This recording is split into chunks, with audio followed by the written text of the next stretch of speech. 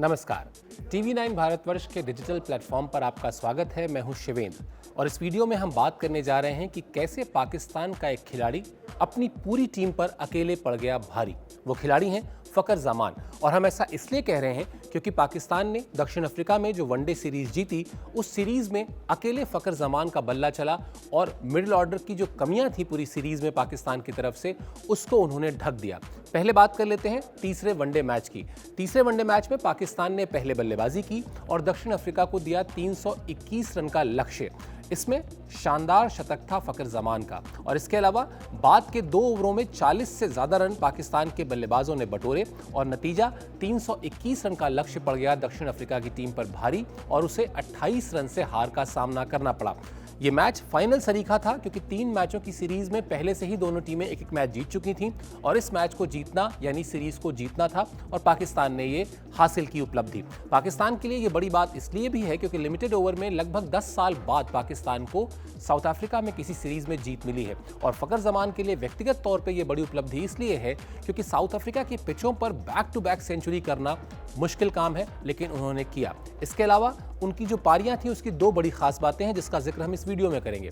पहली बात, पिछले मैच में जिस तरह उन्होंने 193 रन की पारी खेली, शानदार 150-155 गेंदों पर आउट हो गए। वो दोहरा शतक अपने करियर का दूसरा नहीं लगा पाए, उनके आउट होने को लेकर विवाद भी हुआ, लेकिन तीसरे मैच में ऐसा लगा जैसे उन्होंने अपनी पारी फिर से वहीं से शुरू की हो और फिर उन्होंने लगाया शतक। उनके अलावा बाबर आजम ने भी एक शानदार कंट्रीब्यूशन दिया और पाकिस्तान की सीरीज जीत मिली वनडे सीरीज में। लेकिन जो बड़ी बात मैंने आपको कही वो ये कि पूरा अगर आप सीरीज का एवरेज देखेंगे मिडिल ऑर्डर बल्लेबाजों का तो वो बहुत खराब रहा। पाकिस्तान का मिडिल ऑर्डर बल्लेबाज पिछले मैच में 5 बल्लेबाज जो थे वो 15 रन तक नहीं पहुंच पाए थे और यही मोटे तौर पर औसत भी रहा। यानी अगर वनडे सीरीज का पूरा आप एवरेज निकालेंगे तो आप पाएंगे कि पाकिस्तान का मिडिल ऑर्डर पूरी तरह से कोलैप्स हो रहा था। 14-15 रन की एवरेज थी उनकी 3 मैचों में।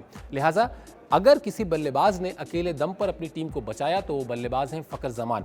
फ़खर ज़मान 2019 में, 2020 की बात हम इसलिए नहीं कर रहे हैं क्योंकि 2020 आप जानते हैं कि कोरोना काल था, पूरी दुनिया ठप पड़ी हुई थी तो क्रिकेट तो नहीं ही हो रहा था। एक ही मैच खेला था उन्होंने, इसलिए उसको हम छोड़ देते हैं। लेकिन 2019 में फ़खर ज़मान अच्छी फॉर्म में नहीं थे।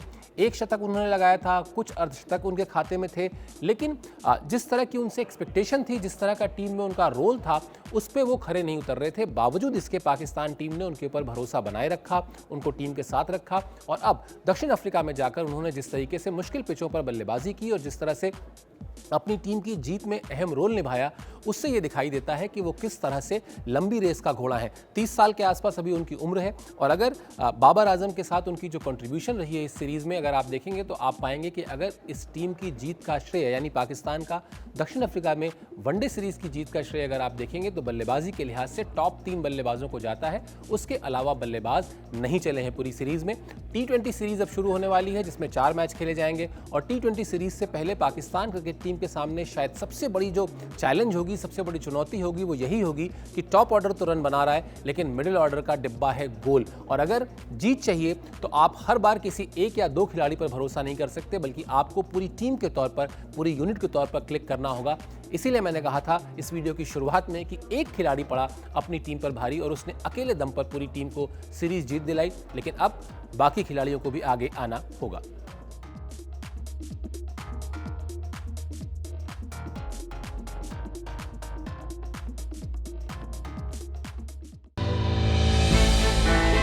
हमने की गलती फिर एक बार, कोरोना ने किया दोबारा प्रहार। मास्क, 2 गज दूरी, करें अपनी सुरक्षा पूरी। कोरोना टीका हम सबको लगाना है, मिलकर साथ समझदारी से कोरोना को हराना है।